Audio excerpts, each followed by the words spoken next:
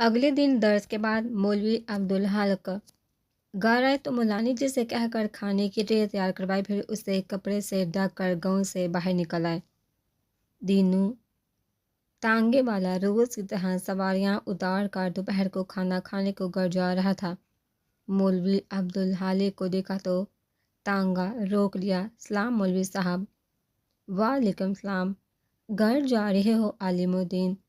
وہ مؤدب انداز میں بولا۔ جی مولوی صاحب، پر آپ کا ارادہ کدھر کو ہے؟ حکم ہو تو چھوڑ آؤں۔ اس کی پر خلوص پیشکش کے جواب میں مولوی عبدالحق مسکرائے اور کہا، کیوں زحمت کرتے ہو بھائی؟ میں تو بس جو مہمان گاؤں کے باہر آ کر ٹھہرا ہے اسے کھانا دینے جا رہا ہوں۔ سائیں کی بات کر رہے ہیں؟ اس نے کہا، پھر بولا، لیکن وہ تو چلا گیا۔ چلا گیا؟ مولوی صاحب حیرت سے بولے، کہاں چلا گیا؟ وہ تو پتہ نہیں، پر کل شام سے اسے کسی نے نہیں دیکھا۔ مولوی عبدالحق نے اس کی بات سنی، پھر خود کلامی کرتے ہوئے بولے، حیرت ہے، مسافر کے ساتھ زنجیر کرنے کا وقت آ گیا ہے اور وہ ابھی تک بھاگتا پھر رہا ہے۔ کیا کہہ رہے ہیں مولوی صاحب؟ وہ حق بھی نہیں سمجھا۔ مولوی صاحب اس سے لا تعلق اپنی سوچ میں ڈوبے رہے، پھر نظر اٹھا کر اس کے الجھن بڑے چہرے کو دیکھا اور کہا، وہ کہیں نہیں جا سکتا علیم الدین، اس کا سفر تمام ہوا، اب وہ جتنا بھی بھاگ لے اسے لوٹ کر یہی آنا ہے۔ اپنی بات کہہ کر وہ واپسی کے راستے پر پلٹ گئے، لیکن بیچارہ دینو کتنی ہی دیر بیچ راستے میں کھڑا ان کی بات سے مطلب اخذ کرنے کی کوشش کرتا رہا۔ اگلے دن پھر مولوی صاحب درس کے بعد گھر آئے تو کھانے کے ٹرے بنوا کر ہاتھوں میں اٹھائے پھر سے باہر آ گئے، مگر آج بھی انہیں ٹرے اسی طرح واپس لے جانی پڑی۔ تیسرے دن بھی وہ ٹرے لے کر گاؤں سے باہر نکل آئے تھے۔ وہ دور سے ہی دیکھ چکے تھے کہ درخت کے پاس کوئی نہیں تھا۔ ان کے ماتھے پر شکنیں ابھر آئی۔ آج واپسی پر قدم موڑتے ہوئے ان کے چہرے پر تردد تھا۔ دینو اپنا تانگا لیے نکل رہا تھا۔ اس وقت سواریاں بھی اس کے ساتھ ہی، پھر بھی مولوی عبدالحق کو دیکھ کر اس نے تانگا روک دیا۔ جب تک اس کا انتظار کرتے رہیں گے مولوی صاحب؟ کب تک اس کا انتظار کرتے رہیں گے مولوی صاحب؟ اس جیسے کہ پیروں کو واپسی کا راستہ نہیں پتا۔ وہ بیل سے بولے، تجھے کیا لگتا ہے علیم الدین، وہ یہاں صرف صورت دکھانے آیا تھا، اس کا یہاں منزل سے طے ہے۔ اب چاہے اس کے پیروں کی واپسی کا راستہ نہ ملے، جس نے اس کی تقدیر لکھی ہے وہ خود اسے ہاتھ تھام کر یہاں لے آئے گا۔ وہ اپنی بات کہہ کر چلتے چلے گئے اور دینو ایک بار پھر شش و پنج میں مبتلا ہو گیا۔ کس سوچی پہ گیا دینو چل شام واپس بھی آنا ہے۔ پیچھے بیٹھے شخص نے اس سے ٹھوکا دیا تو وہ کی آواز نکالتے تانگا بڑھا لے گیا۔ مغرب کی نماز کا وقت ہو چکا تو مولوی صاحب دکان بند کر کے بچوں کو پڑھتا چھوڑ کر مسجد آگے وضو کر کے ساندھی، پھر باجماعت نماز کی امامت کر دعا مانگ کر تسبیح کے دانے گراتے گھر کی طرف چل پڑے۔ 14-15 سال کا لڑکا بھاگتا ہوا مولوی صاحب چلاتا ان کے پیچھے آ رہا تھا۔ مولوی صاحب نے سنا تو رکے، پلٹ کر اسے دیکھنے لگے۔ وہ قریب آیا تو پوچھنے لگے، کیا بات ہے منور علی؟ وہ اتھل پتھل سانسوں کے بیچ میں جلدی سے بولا، دینو تانگے والا آپ کے مہمان کے ساتھ حکیم جی کی دکان پر بیٹھا ہے، انہوں نے کہا تھا آپ کو خبر دوں۔ مولوی عبدالحق حیران سے کہنے لگے، میرا مہمان کون ہو سکتا ہے اور علیم الدین کو کہاں مل گیا؟ وہ تو پتہ نہیں مولوی صاحب۔ اچھا ٹھیک ہے، میں جا کر دیکھتا ہوں، انہوں نے کہا اور حکیم جی کی مکتب کی طرف چل پڑے۔ ان کی پہلی نظر علیم الدین کے چہرے پر پڑی تھی اور دوسری لکڑی کے بینچ پر آنکھیں باندھ کے لیٹی سائیں پر، جس کے چھالوں پر حکیم جی مرہم لگا رہے تھے۔ مولوی صاحب تیزی سے آگے آئے تھے، یہ تمہیں کہاں مل گیا؟ علیم الدین لاری اڈے پر سواریوں کا انتظار کر رہا تھا کہ مجھے ٹکٹ گھر کی دیوار کے ساتھ پڑا ہوا نظر آیا۔ پاس جا کر دیکھا تو بے ہوش تھا اور بدن ایسے تپ رہا تھا کہ ہاتھ نہ لگایا جائے۔ بس مولوی صاحب پہ میں نے جیسے تیسے کر کے تانگے بڑھ ڈالا اور گاؤں پہنچتے ہی سیدھا حکیم جی کے پاس لے آیا۔ یہ تم نے بہت اچھا کیا، وہ اس کے چہرے کو دیکھتے ہوئے علیم الدین سے بولے، جو اس سادہ سے جملے پر ہی پھول کر کپا ہو گیا۔ پھر اس کے بہت کہنے کے باوجود بھی مولوی عبدالحق نے اسے حکیم جی کی فیس ادا نہیں کرنے دی اور خود اپنی جیب سے پیسے نکال کے गुल्लक पर बैठे शख्स को थमा दिए। ये दवा 3 टाइम इसे खिला देना। चलते हुए हकीम जी ने पूड़ियों में बंद सफूफ उन्हें देकर कहा। मौलवी साहब ने पूड़ियाँ लेकर उन्हें सलाम किया, फिर साईं को बेहोशी की हालत में ही उठाकर दीनू के टांगे पर डाले, अपने घर ले आए। शाम के साए गहरे होने लगे थे और अंधेरा फैलने लगा था। मौलवी अब्दुल हालिक अंदर से छोटा टेबल उठा कर ले आए। उसके सहाने रख कर मिट्टी के दिल से जलने वाला लैंप रोशन करके टेबल पर रख दिया। मौलानी जी भी सूरत हाल का जायजा लेने के लिए बाहर आ गए। ये किसे उठा लाए मौलवी साहब? उन्होंने उस मफलूकुल हाल शख्स को देखकर अचंभे से सवाल किया। ये हमारा मेहमान है। होली से तो पागल लगता है। वो फौरन बोली, पर बातों में सियाना है, होश में आएगा तो तू खुद देख लेना। पर ये है कौन? वो उलझ कर बोली तो मौलवी साहब झंझलाहट के बावजूद तो हम्मल से बोले, ओ कर्मों वाली, कहाँ ना मेहमान है। अब ज़्यादा सवाल मत कर, जाकर ठंडे पानी की बटियाँ रखने का इंतज़ाम कर। बेचारे का जिस्म जहन्नम बना हुआ है। उसके माथे पर हाथ आकर टेम्परेचर चेक करते हुए फिक्रमंदी से बोले। मुलानी जी ने फिर कोई सवाल नहीं किया। और एक कटोरे में पानी लेकर किसी पुराने कपड़े को काट उसकी पट्टियाँ बनाती मौलवी साहब के पास ले आई। मौलवी साहब ने कटोरा उनके हाथ से लेकर टेबल पर रखा, फिर बड़ी मोहब्बत से उसके माथे पर पट्टियाँ रखने लगे। सारी रात मुस्तकिल मिजाजी से साईं के माथे पर पट्टियाँ रखते रहे। कुछ देर का ब्रेक आया भी तो इशा के नमाज के लिए, मगर आज की महफिल उन्होंने बर्खास्त कर दी। वो कभी उसके माथे पर गीली पट्टियाँ रखते, कभी तौलिया भिगो को उसके पैरों की जानिब आ बैठते। पाँव के छाले पैर मसलने की इजाज़त नहीं देते थे। वो गीला तौलिया उसके पैरों के गिर्द नरमी से लिपेट कर हल्के हल्के हाथ से धीरे धीरे दबाते जाते कि शायद इस तरह उसके तंदूर की तरह चलते पैरों को राहत मिल जाए। फजर की नमाज के बाद मौलवी साहब तस्बीह पढ़ते हुए घर की तरफ चले जा रहे थे। गली में मुड़ते ही देख चुके थे कि लकड़ी का दरवाज़ा बेड़ा हुआ था, मगर वो जानते थे दरवाज़ा अंदर से मुफ़्कल नहीं होगा। दिन की रोशनी में इस दरवाजे पर कभी कफन नहीं चढ़ा। ये भी बड़े इमाम साहब की नसीहत थी। अपने दरवाज़ों को बंद करके हाजतमंदों की खुददारी का मजाक ना उड़ाओ कि वो दरवाज़ा बजा कर खड़े तुमसे आनत की दरख्वास्त करें, बल्कि चौखटों को खुला रखो ताकि वो सीधे अंदर चले। उनकी बेकिसी का हाल किसी दूसरे पर आश्कार ना हो। मौलवी अब्दुल हालिक ने दरवाज़ा खोलकर अंदर कच्चे सहन में पाँव रखा ही था कि उनके कानों में उसके कराहने की आवाज़ें। रात भर वो बेसुध रहा था, मगर अपनी बेहोशी की हालत में सर को दाएं बाएं हिला कर करा रहा था। ये उसकी हालत में बेहतरी का इशारा था।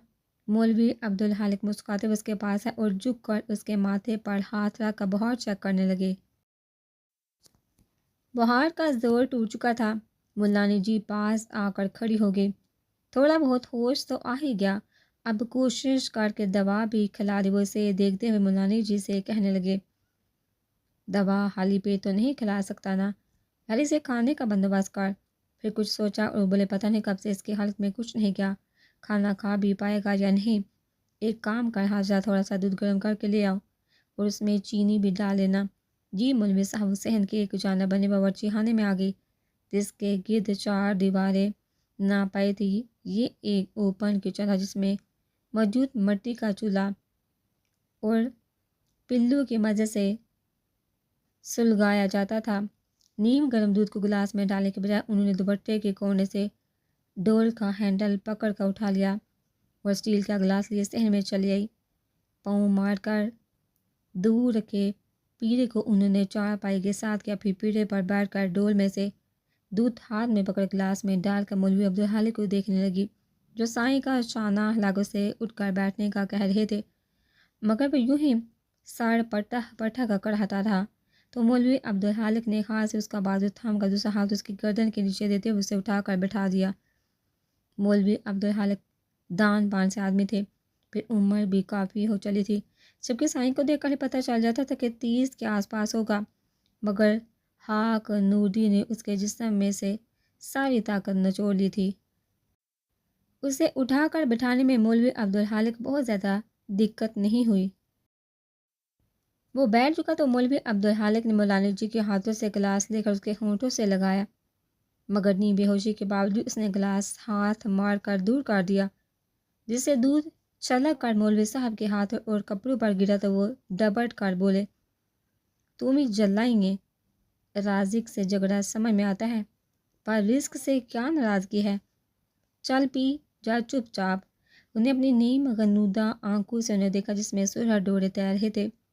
ان آنکھوں کی وحشتنا کی دیکھ کر ملانی جی تو گھبرا ہی گئی، مگر مولوی عبدالخالق ذرا متاثر نہ ہوئے کہا، ایسے کیا گھورتا ہے؟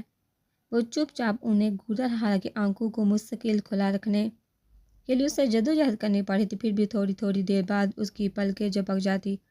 یہ لے دودھ بھی، پھر دوا بھی کھانی ہے۔ انہوں نے ایک بار پھر دودھ کا گلاس اس کے ہونٹوں سے لگا دیا۔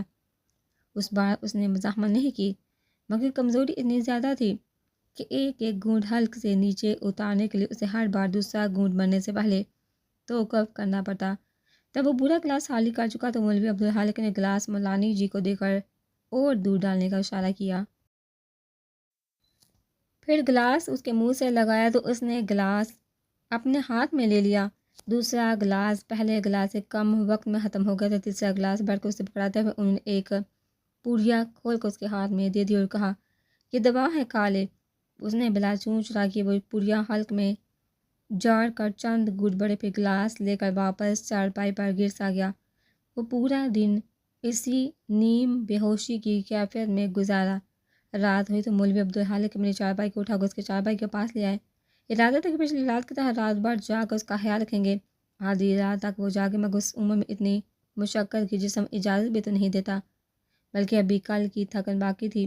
وہ تو کچھ دیر کمر سیدھی کرنے کے ارادے سے لیٹے تھے، پھر آنکھ لاگی حسب عادت تہجد کے وقت آنکھ کھلی تو ہڑبڑا کر اٹھ بیٹھے۔ گردن موڑ کر سائیں کی چارپائی پر نظر ڈالی تو وہ وہاں کوئی نہیں تھا۔ انہوں نے فوراً بیرونی دروازے کی طرف دیکھا، وہ چوپٹ کھلا تھا۔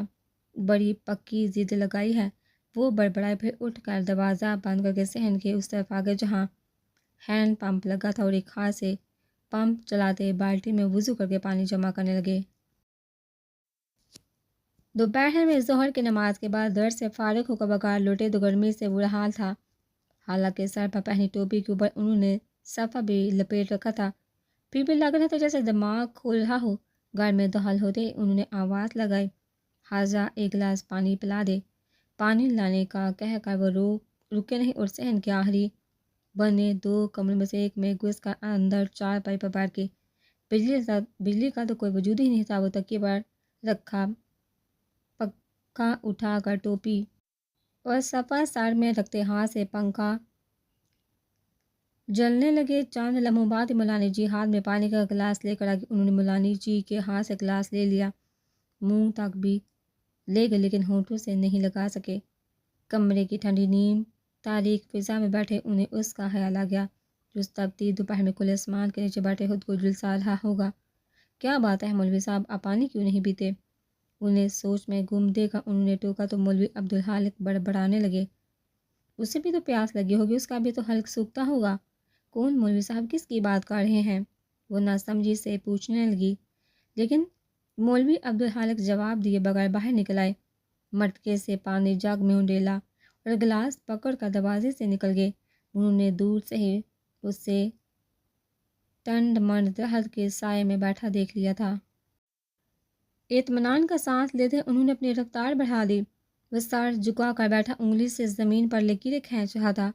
جگ اور گلاس کے سامنے رکھتے ہوئے زمین پر بیٹھے تھے، اس کی تپش کا احساس ہوا۔ فوراً پیروں پر ہوتے ہوئے انہوں نے اسے دیکھا جو جھلستی ہوئی زمین پر اتنے اطمینان سے بیٹھا تھا جیسے ایئر کنڈیشن روم میں محملی نشست پر بیٹھا ہو۔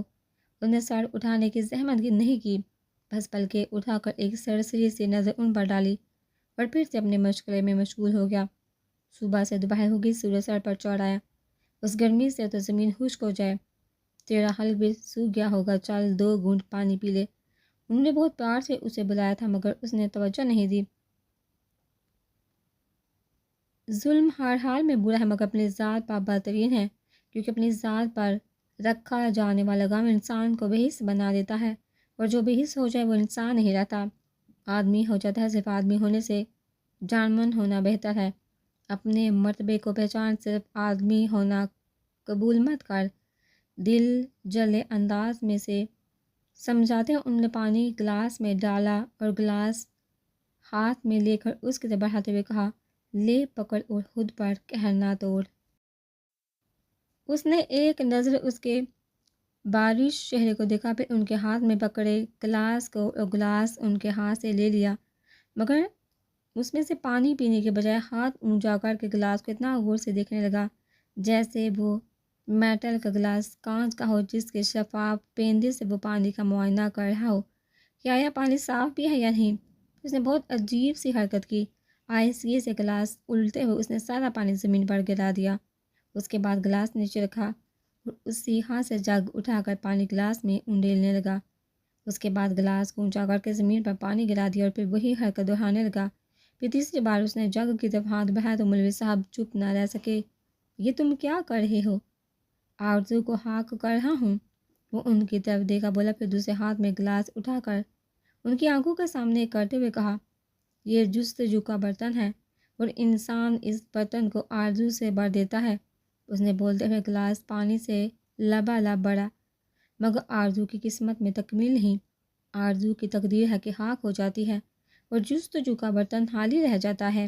اس نے جگ رکھ کر گلاس سیدھے ہاتھ میں لیا، پھر ہاتھ اونچا کرتے ہوئے دھیرے دھیرے پانی زمین پر گرا دیا اور خالی گلاس کو دیکھتے ہوئے بولا، جتنی بار اس برتن کو بھرو گی اتنی بار خالی ہو جائے گا۔ یہاں صدیوں سے یہ ہوتا چلا آیا ہے، جستجو باقی رہ جاتی اور آرزو ہاک ہو جاتی ہے۔ اس کے چہرے پر محظوظ سی مسکراہٹ، مگر پھر بولتے بولتے اچانک ہی وہ افسردہ ہو گیا۔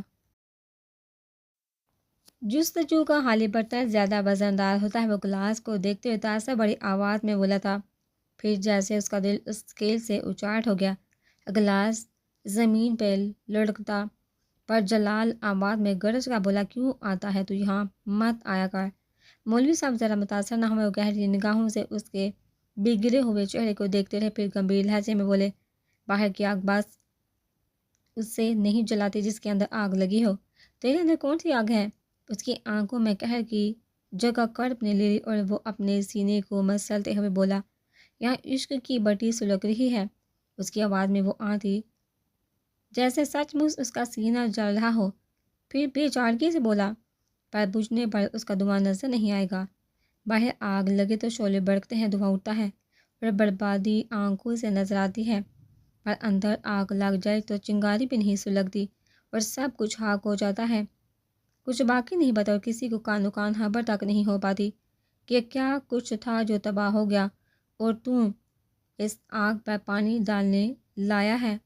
وہ طنز سے بول کا مذاق اڑاتے لہجے میں کہنے لگا، مجھے جلا کہتا ہے، نادان تو خود ہے۔ اس آگ کو بجھانے آیا ہے جو جلتی ہی نہیں ہے، صرف جلاتی ہی نہیں ہے۔ تیز لہجے میں بولتا ہوا اچانک کھوس آ گیا، ہلکی آواز میں کہنے لگا، وہ کہتے تھے عشق وہ آگ ہے جو جلائے تو راکھ نہیں کرتا، فنا کر دیتا ہے۔ جا چلا جائے یہاں سے اور دوبارہ نہ آنا، یہاں فنا کا عمل جاری ہے۔ پھر انہیں نظر انداز کرتے وہ جنونی انداز میں انگلیوں کے ناخن سے زمین کھرچنے لگا اور پھر بھی بیٹھے اسے دیکھتے رہے کہ شاید وہ کچھ کہے، مگر وہ چپ ہی تھا۔ تو مولوی صاحب اللہ اکبر کہتے گھٹنوں پر ہاتھ رکھ کر اٹھ گئے۔ نور خدا کے لیے دن رات کا فرق مٹ گیا تھا۔ انہوں نے خود کو بے تحاشا کام میں الجھا لیا۔ ایسے میں دو گھڑی کی فرصت میسر آ جاتی تو خود بھی حیران ہونے لگتے۔ انہوں نے کب اس طرز پر زندگی گزارنا تھی۔ اس تیز رفتار سے گھبرا کر وہ لندن سے پاکستان آئے تھے اور اب لگتا تھا وہ آنکھوں پر پٹی باندھے انداز دھند دوڑتے چلے جا رہے ہیں۔ کدھر ہیں اور کدھر جا رہے کچھ خبر نہیں۔ اپنی گارمنٹس فیکٹری ڈنگ سے اسٹیبلش بھی نہیں ہوئی تھی کہ وہ ٹیکسٹائل کے بزنس میں بھی آ گئے اور اب وہ ایکسپورٹ لیے پر تولتے کارپوریٹ میکٹر میں لوگ کہنے لگے تھے، نور خدا فاروقی ایک ہی جسم میں میدان پار کر لینا چاہتا ہے۔ کون جان پاتا کہ جو سودا انہیں چین نہیں لینے دیتا وہ تو کچھ اور ہی ہے۔ وہ تو خود کو ان یادوں سے بچانا چاہتے تھے جو ہر لمحہ ان کی گات میں رہتی تھی۔ گھر سے باہر تو فرار کے کئی راستے تھے، لیکن گھر میں قدم رکھتے ہی اس کی یادیں انہیں نرگے میں لے کر بے بس کر دیتی تھی۔ گھر لوٹنے کا خیال انہیں خوف زدہ کر دیتا تھا۔ وہ خود کو بے نام مصروفیتوں میں الجھائے رکھتے تھے، مگر گھر تو لوٹنا ہی پڑتا ہے۔ انہوں نے انٹرس کا دروازہ کھول کر اندر قدم رکھنا ہی تھا کہ نظر نہ چاہتے ہوئے بھی لاؤنج کے صوفے پر گئی۔ اس کی یادوں نے ان کی آنکھوں پر ملیحہ کے عکس کا پردہ ڈال دیا۔ اب انہیں دھوئیں کی دھندلی دیوار کی ضرورت نہیں رہی تھی۔ انہوں نے انگلیوں میں دبا سگریٹ مسل کر بجھاتے ہوئے ایک جانب اچھال دیا۔ ایک تم جو نہیں ہو تو لگتا ہے کچھ نہیں۔ اس عکس کو دیکھتے ہوئے انہوں نے ہر روز کی طرح یہ الفاظ دہرائے، پھر دروازے کے آگے پنے اسٹیپ پر بیٹھے اور دونوں ہاتھوں پر سر گرا دیا۔ صاحب بہت دیر گزر گئی تھی۔ بہادر کے بعد انہوں نے سر اٹھا کر دیکھا، کھانا لگا دوں؟ انہیں بے ہوش دیکھ کر بہادر نے پوچھا۔ وہ کہنا چاہتے تھے کہ انہیں بھوک نہیں، پھر خیال آیا کہ بھوک تو صبح بھی نہیں تھی، پر انہوں نے ناشتہ کیا تھا، کل رات کا کھانا بھی بھوک کے بغیر کھا لیا تھا، بلکہ ملیحہ کے انتقال کے بعد زبان کی بھوک پیاس مر ہی گئی تھی۔ اب وہ بھوک لگنے پر نہیں، گھڑی دیکھنے پر کھانا کھاتے تھے، پر صرف ہی کیوں ان کا ہر احساس مر گیا تھا، بلکہ کبھی کبھی تو وہ محسوس کرنے لگتے کہ جیسے وہ خود ہی مر گئے ہیں، مگر وہ پھر بھی جینے جا رہے تھے۔ کھانے کا وقت ہوتا تو کھانا کھا لیتے، رات ہو جاتی تو آنکھیں بند کر کے بستر پر لیٹ جاتے۔ نیند آئے نہ آئے کیا فرق پڑتا ہے، زندگی کو خود پر فرض کیسے کرتے ہیں، یہ تو نور الہدیٰ نے اب جانا تھا۔ لگا دو کچھ توقف کے بعد انہوں نے یوں سوچ کر جواب دیا جیسے بہادر نے کوئی مشکل سوال پوچھ لیا ہو۔ وہ اٹھ کر فریش ہونے اپنے کمرے میں چلے گئے۔ فریش ہو کر کپڑے تبدیل کرنے کے بعد وہ ڈائننگ روم میں چلے۔ بہادر بڑی خاموشی سے کھانا لگا رہا تھا۔ کیا بات ہے بہادر صاحب، آج کل کھانا کھا رہے ہیں؟ وہ پہلے جیسی بشاشت سے بولے۔ بہادر نے ہاتھ رو کر اشنے سے انہیں دیکھ کر کہا، نہیں تو پھر تمہاری آواز کیوں کم نکلتی ہے؟ میں تو سمجھا تھا توانائی کے اضطراب سے پرہیز کر رہے ہو، ورنہ تمہارے بولنے کی رفتار سے تو ملیحہ جیسی کول مائنڈڈ لڑکی بھی غصے میں آ جاتی تھی۔ ملیحہ کا ذکر کرتے ہوئے بھی ان کا لہجہ سرسری سا تھا، لیکن بہادر ملیحہ کا نام سن کر ہی اداس ہو گیا تھا۔ اسی لیے تو بولتا تھا صاحب، شرارت کرتا ان سے، اور بی بی صاحب بھی جانتی تھی، پھر بھی کبھی مذاق کرنے سے نہیں روکا۔ بہت اچھی تھی وہ، مجھے بہت یاد آتی ہے۔ پھر خیال آتا ہے ہم تو نوکر زادہ کرنل صاحب کی تو بیٹی تھی، وہ انہیں کتنا یاد کرتے ہوں گے۔ ہر وقت تو بی بی صاحب کی تصویر دیکھ کر روتے رہتے ہیں۔ ملک صاحب اتنا سمجھاتے ہیں، صبر کرنے کو کہتے ہیں، پر پھر بھی تو ایک دم سے نہیں آ جاتا۔ ایک ہی تو اولاد ہے ان کی، وہ بھی نہیں رہی، ان کے دل پر جو گزرتی ہوگی وہ تو وہ وہی جان لیں۔ اماں کہتی ہیں اولاد کا دکھ قبر تک ساتھ جاتا ہے۔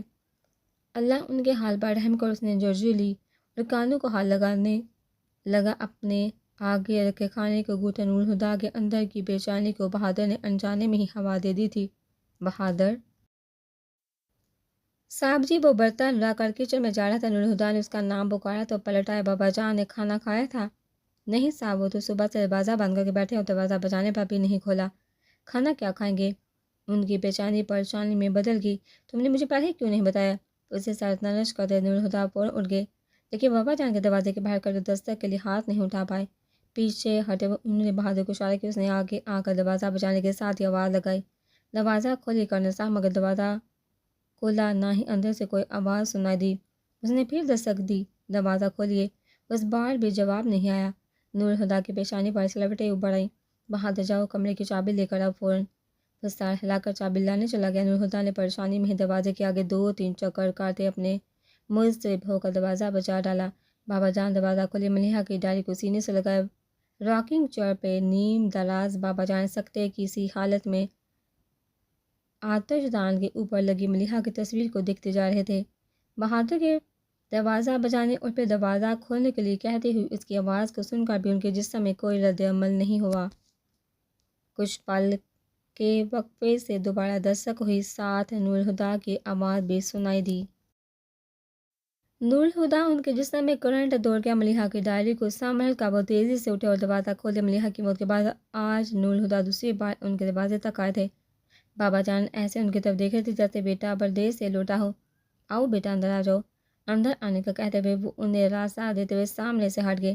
انہیں اپنی طرف بےتابی سے دیکھتا پا کر نور الہدیٰ کا دل بھی پگھلنے لگا۔ انہیں اس کے علاوہ کچھ یاد نہیں رہا کہ وہ تو باپ کے سائے سے محروم ہو گئے تھے، مگر بابا جان نے ان کی اس محرومی کو ان کی زندگی میں ٹکنے نہیں دیا۔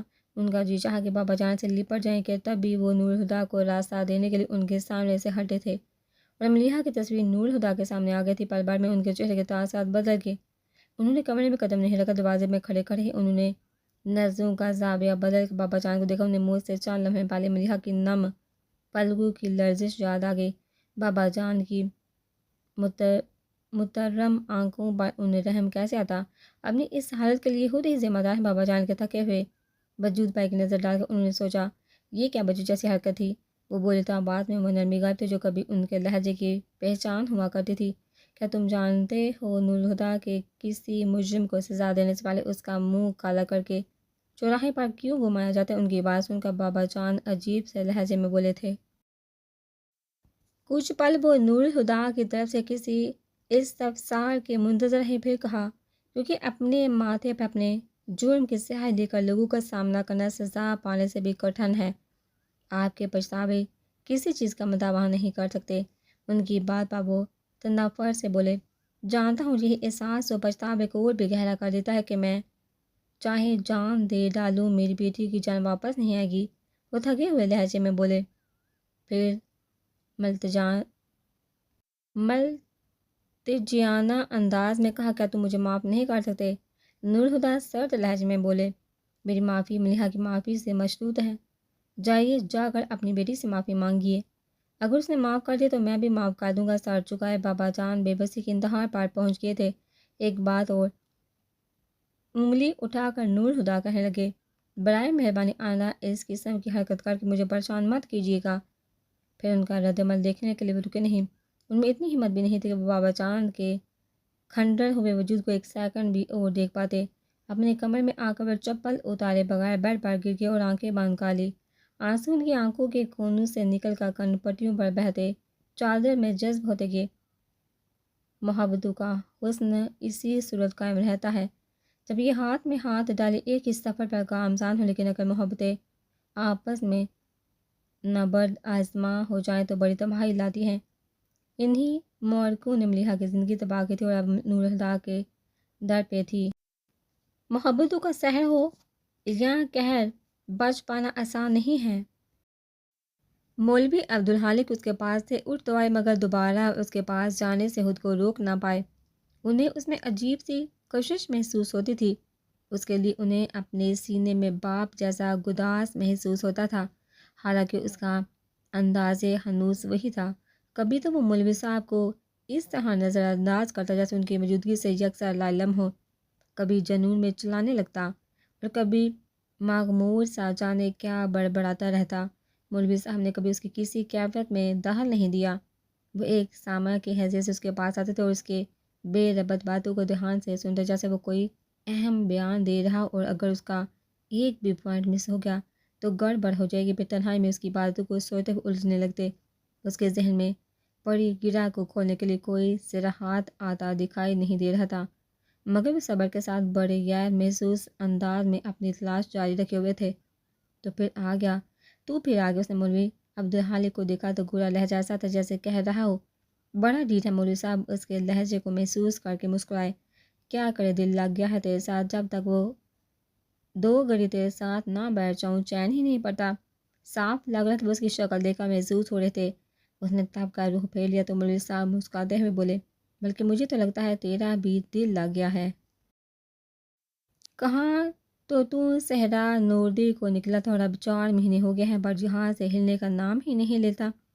میں دل لگا کر نہیں، تھک کر جہاں بیٹھا ہوں۔ اس کے لہجے میں درد بولنے لگا تھا۔ سکون کی تلاش میں ذرا ذرا چاند مارا مگر وہ تو جیسے کائنات میں ناپید ہو گیا ہے۔ پھر تلاش کا کیا فائدہ جب سکون ڈھونڈنے سے بھی نہیں ملتا؟ جو چیز ڈھونڈنے سے نہ ملے مانگ لینی چاہیے۔ ایک مہرہ جو ان کے ہاتھ آیا تھا تو مولوی صاحب نے بساط بچھانے میں دیر نہیں کی تھی۔ کس سے مانگو؟ اس نے پوچھا، ساتھ ہی ان کے متوقع جواب کو سوچ کر اس کی تیوریاں بھی چڑھ گئی۔ اللہ سے ان کے لہجے میں سکون تھا۔ اس کی آنکھیں آگ اگلنے لگی، جو مانگا وہ دیا نہیں، اب اور کیا مانگوں؟ اس نے بھپڑ کر کہا، پھر کرب سے آنکھیں میچ کر سر پیچھے دیوار کے تنے سے ٹکا دیا۔ پر میں تو اس پر بھی راضی تھا، کوئی شکایت نہیں کی۔ ہاں مگر وہ دونوں ہاتھ اٹھا کر سکون مانگا تھا، وہ بھی اپنے لیے نہیں ان کے لیے۔ پر اس نے کیا کیا؟ اس نے تڑپ کر آنکھیں کھولتے ہوئے گردن سینے سے ٹکائی اور سر کو دائیں بائیں جھٹکنے لگا۔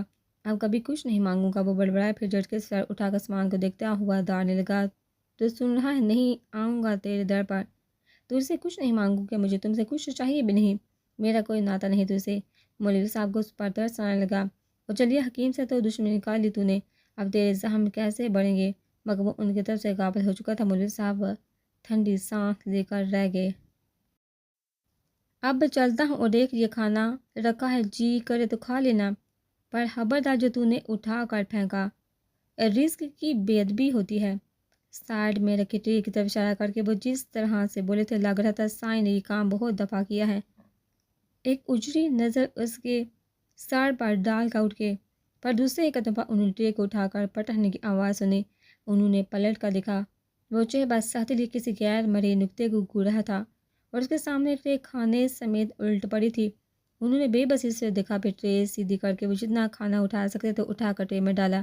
اس کے بعد ادھر ادھر پڑے برتن سمیٹ کر ٹرے میں رکھے اور ناراضگی سے بولے، یہی کام کرنا ہے تو کل سے کھانا نہیں لاؤں گا۔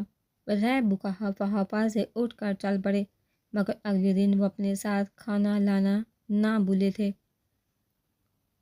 ملک کے ایک نامور اور بااثر بزنس مین اقبال یزدانی کی طرف سے پی سی کے لاؤنج میں زبردست ڈنر کا اہتمام کیا گیا، جس میں شرکت کے لیے موصول ہونے والے دعوت ناموں کو شہر کے چوٹی بزنس مین اور پولیٹیشین اپنے لیے اعزاز سمجھ رہے تھے۔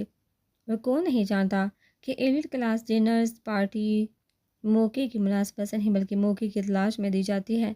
نور الہدیٰ کا موقع کی تو نہیں مگر مصروفیت کی تلاش اب اکثر رہا کرتی تھی، اور آج تو وجہ یہ بھی تھی کہ وہ ہمیشہ کی طرح اہتمام سے تیار ہوئے وقت پر ہی پہنچ گئے۔ مگر بی آئی پیز کی آمد تو تاخیر سے ہوا کرتی ہے۔ اقبال یزدانی نور الہدیٰ کی ٹیبل پر بیٹھے حسب عادت پھول جڑیاں چھوڑے تھے۔ نور الہدیٰ واقعی ان کی باتوں کو انجوائے کر رہے تھے کہ چیمبر آف کامرس کے صدر کی آمد کا شور اٹھا اور وہ انہیں ویلکم کرنے کے لیے اٹھ کے، ارے وہ نور الہدیٰ فاروقی ہے نا، بلکہ یہاں کیا کر رہا ہے؟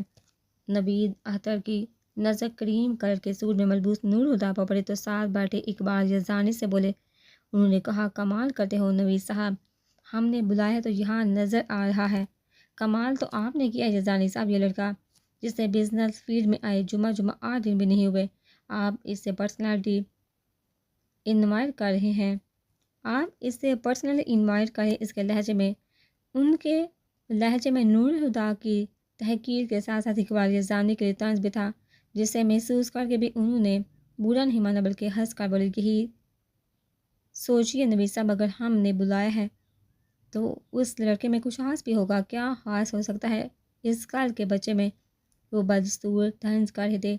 خاصیت کی بات کی آپ نے تو کیا یہ خاصیت کم ہے کہ چیمبر آف کامرس کا صدر اسے اس کے نام سے جانتا ہے؟ وہ اپنی گفتگو بڑے انداز میں ان کے طنز کا جواب دے کر بولے تھے، اور اس برجستگی پر ایک زوردار قہقہ گونجا تھا۔ ساتھ والی ٹیبل پر بیٹھے لڑکے بآسانی اس کی گفتگو سے مستفید ہو رہی تھی، وہ بھی ان کے جملے پر مسکرانے لگے۔ اقبال انکل تو نور الہدیٰ سے بڑے امپریس لگ رہے ہیں۔ ایک نے مسکراہٹ روک کر تبصرہ کیا تو دوسری بولی، صرف اقبال انکل ہی کیوں، اقبال انکل کی بیٹی بھی نور الہدیٰ فاروقی سے کافی متاثر ہے، کیوں مریم؟ شرارت سے کہتے ہوئے اس نے ساتھ بیٹھی لڑکی کو ٹھوکا دیا، جس کی نظریں مستقل نور الہدیٰ پر جمی تھی۔ اپنی فرینڈز کی بات پر مسکراتے ہوئے اس نے کافی کا گھونٹ بڑا، پھر کپ نیچے رکھ کر دوبارہ نور الہدیٰ کو دیکھنے لگی تو بلو ایوننگ گاؤن میں ملبوس لڑکی مصنوعی فکر مندی سے بولی، کنٹرول یور سیلف مریم، تم کہاں اس زاہد خشک کے چکر میں پڑی ہو جو کسی کو باؤ ہی نہیں دیتا؟ ویسے بھی سنا ہے موصوف لینڈ لارڈ ہیں اور یہ زمیندار قسم کے لوگ ذرا ٹیڑھے کھیر ہوتے ہیں۔ میں بھی یہ سوچ رہی ہوں، یہ شخص مجھے اس طرح سے اپنی طرف اٹریکٹ کیوں کر رہا ہے؟ شاید پاس جاؤں تو کچھ پتہ چلے۔ پرسوچ انداز میں کہہ کر وہ اٹھ کھڑی ہوئی تو اس لڑکی نے اس کا بازو پکڑ کر روکتے ہوئے کہا، کہاں جا رہی؟ اس نے ایک ادا سے شانوں سے ذرا نیچے لٹکے بے حد سیاہ بالوں کو جھک کر کہا، نور الہدیٰ کے پاس۔ پھر چنچل سی مسکراہٹ کے ساتھ اپنا بازو چھڑوا کر اسی ہاتھ سے اس کا گال تھپکتی ہائی ہیل سے کٹ کٹ کا شور جگاتی نور الہدیٰ کی ٹیبل کے پاس آ کر کھڑی ہو گئی۔ پھر بڑے دل آویز انداز میں نور الہدیٰ سے مخاطب ہوئی، گڈ ایوننگ مسٹر فاروقی۔ نور الہدیٰ اپنے ساتھ بیٹھے لوگوں سے باتوں میں مصروف تھے جو چونکہ اسی آنکھوں میں شوخی لیے زیر لب مسکراتی اپنا دائیں ہاتھ بڑھائے کھڑی تھی۔ نور الہدیٰ نے بیٹھے بیٹھے اس نے گڈ ایوننگ کہا اور اس کا کومل سا ہاتھ پل بھر کو تھام کر چھوڑ دیا۔ I am Maryam Yazdani, director of Iqbal Yazdani. وہ خود ہی اپنا تعارف کروانے لگی تو نور الہدیٰ نے ہلکی سے مسکراہٹ کے ساتھ آپ سے مل کر خوشی ہوئی۔ مجھے بھی خوشی ہوئی نور الہدیٰ۔ وہ ایک دم ہی مسٹر فاروقی سے نور الہدیٰ پر آ گئی، پھر بے تکلفی سے کہا، کیا ہم کچھ دیر بات کر سکتے ہیں؟ میرا خیال ہے ہم اس وقت بھی بات ہی کر رہے ہیں۔